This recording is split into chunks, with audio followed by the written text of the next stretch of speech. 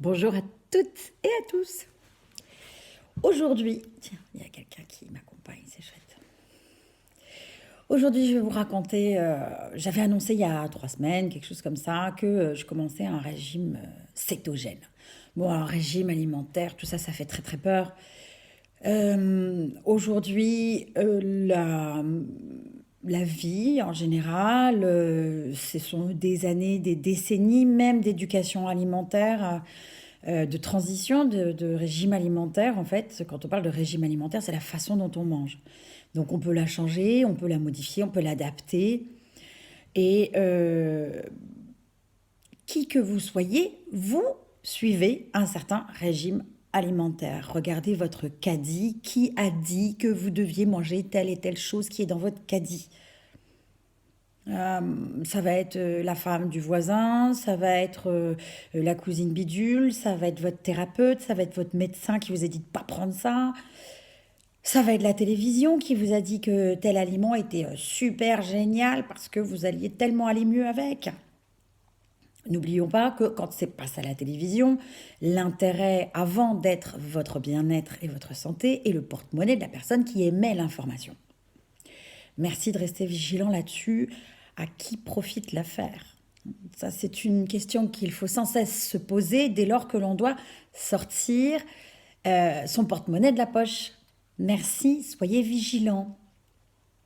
Donc, j'ai changé mon alimentation. Voilà, j'ai pas commencé un régime, j'ai changé mon alimentation. Mon alimentation, dite cétogène, est une alimentation extrêmement riche en lipides, donc en gras de tout type, saturé, insaturé, polyinsaturé, monoinsaturé, gras de viande, gras végétal, gras de poisson. Je crois que j'en ai pas oublié parce que je ne mange pas de pétrole. Et pour venir faire en sorte que le pancréas joue enfin son rôle de transformateur naturel des lipides en glucose, la bonne blague, non pas en glucides. Le glucide étant un aliment que le corps va utiliser au travers du pancréas. Effectivement, on le connaît bien dans ce rôle-là, avec malheureusement les problèmes de diabète et d'hypoglycémie.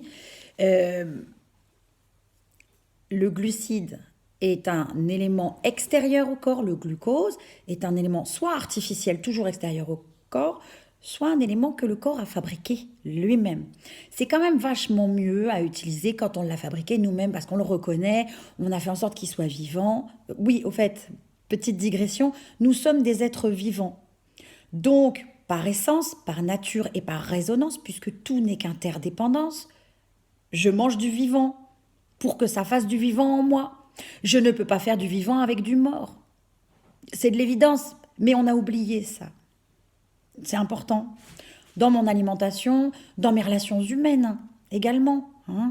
Tout ce qui va aller vers la bienveillance et vers le mieux-être va forcément engendrer de la bienveillance et du mieux-être. Tout ce qui va être moribond, jaloux, envieux, triste, va engendrer du triste, du jaloux, de l'envieux. Ou épuiser votre propre stock de joyeux, de bienveillants. Ok ? C'est pour ça qu'on parle de relations toxiques et non pas de gens toxiques. Les gens ne sont pas toxiques en soi. Les relations le deviennent. Parce qu'on a mis en place en priorité des choses moribondes, des émotions moribondes. Bon, je reviens à l'alimentation. Donc, une fois qu'on apporte du lipide en grande quantité, parce que le gras, c'est la vie, au corps, le pancréas peut jouer son rôle naturel. Le foie n'a plus à trier cet excès de glucides en arrivée permanente et donc ne s'épuise plus. Il a son rôle lui-même naturel de stockage et de filtrage du sang tranquillement. Alors, quand je dis son rôle naturel de stockage et filtrage du sang, je parle de son rôle énergétique. Que les médecins et autres spécialistes de la santé officielle ne viennent pas me courir dessus. Oui, concrètement, le foie n'est pas une poche de sang où on stocke du sang. On est bien d'accord, c'est l'énergie, c'est au sens énergétique du terme. Ceci étant, le foie a quand même un rôle de filtrage, y compris en anatomie-physiologie, dans son rôle mécanique physiologique. Donc, il va pouvoir jouer son rôle naturel de filtrage en termes de fonctionnement physiologique, en termes énergétiques, de stockage et de filtrage du sang. Et le pancréas, lui, va pouvoir jouer tranquillement son double rôle de gestion du taux de sucre dans le sang, mais qui sera naturellement équilibré par cette deuxième fonction de production de glucose avec les lipides. Le glucose, il va servir à qui? Il va servir au cerveau énormément, principalement aux muscles également. Pour les sportifs, c'est intéressant. Moi, c'est pas mon histoire. Moi, je me suis retrouvée à être une vraie Bretonne. J'avais une presqu'île dans le cerveau en termes de connexion neuronale. Donc, j'avais besoin de refaire mes connexions neuronales. Ce glucose m'a aidé à le refaire. C'est là où j'en arrive au but ultime de ma vidéo qui va être un peu longue, désolée. Mon corps s'est mis à refabriquer extrêmement rapidement des neurones, des connexions neuronales, de la myéline. Mon cerveau fonctionne à nouveau pleinement, voire même au maximum de ses capacités. Je n'ai pas trouvé un confort de santé et de disponibilité énergétique de mon énergie, de ma vitalité, aussi important de toute ma vie. Peut-être quand j'étais enfant et que je voulais croquer la vie à pleines dents, je ne sais plus. En tous les cas, de ma vie d'adulte et d'adolescente, je n'ai pas trouvé un tel équilibre, vraiment. Donc, je retrouve vivacité d'esprit, mémoire, élocution, vous devez l'entendre, ma diction est totalement différente. Joie, évidemment, chaque jour, la même énergie que la veille au démarrage est disponible. Mon sommeil est aussi de qualité.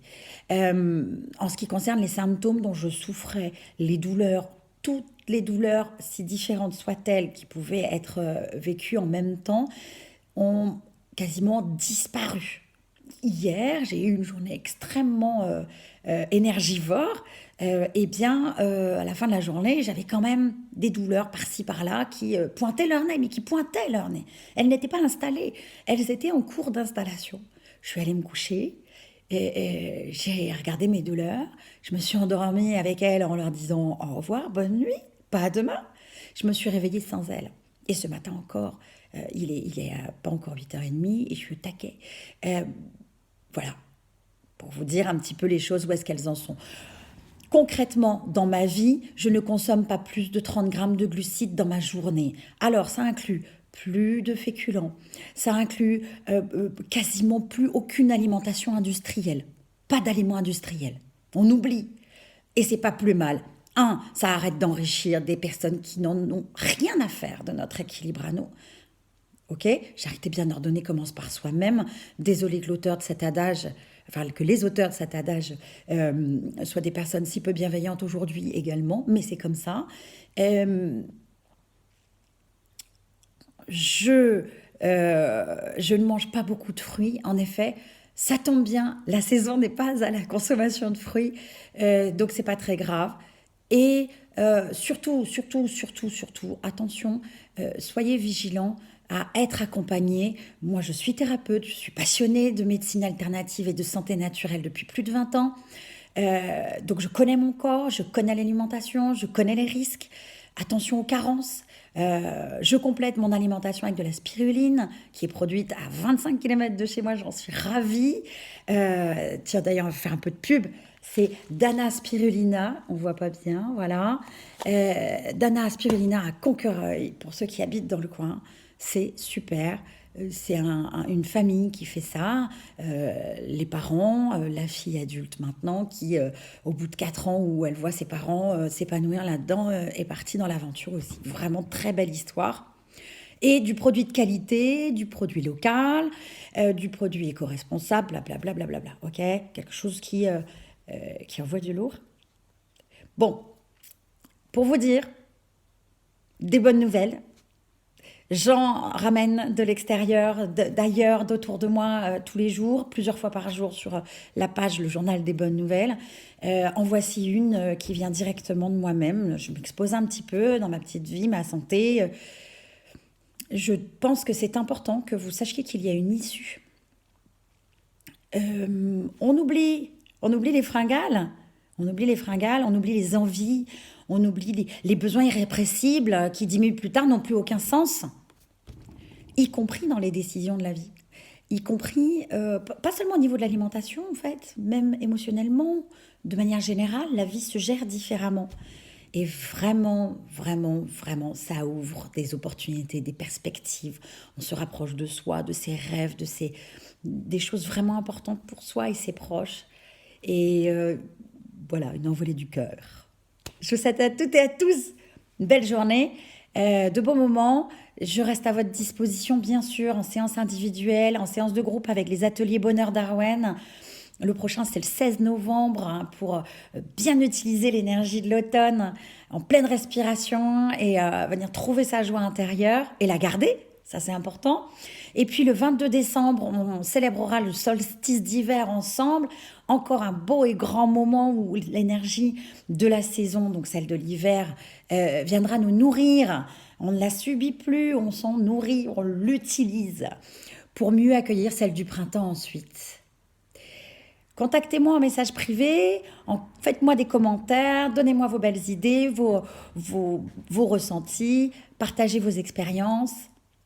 Je me ferai un plaisir de répondre à tout ça. Et vivez-vous bien. Vivez-vous bien.